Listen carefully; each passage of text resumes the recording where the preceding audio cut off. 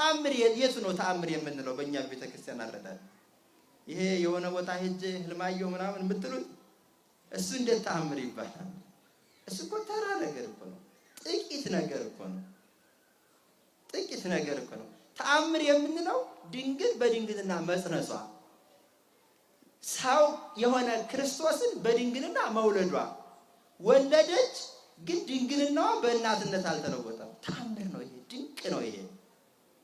ስለዚህ መናን የያዘ የሙሴ ደመና ሳይሆን ድንቅ ነገር ለኛ ኢየሱስ ክርስቶስን ወልዳ ድንግልናዋ በእናትነት ያልተለወጠች ድንግል ማርያም ነች ማለት ነው።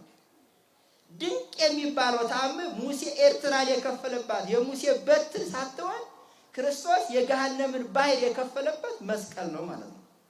እየሰማችሁ ነው ምዕመናን? ተአምር የሚባለው ይሄ ነው።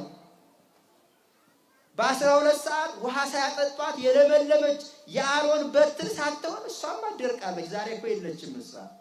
በ12 ዓመቷ ያለ ወንድ ዘር ኢየሱስ ክርስቶስን ይዛ የተገኘች ድንግል ነች የኛ ተአምር ማለት ነው። ስለዚህ ተአምራቱን ለማሳየት ሐዋርያትን ጠራቸው። በድንግልና መወለዱን ለመንገር፣ ውሃውን ወይን ሲያደርግ ለማሳየት ንጹህ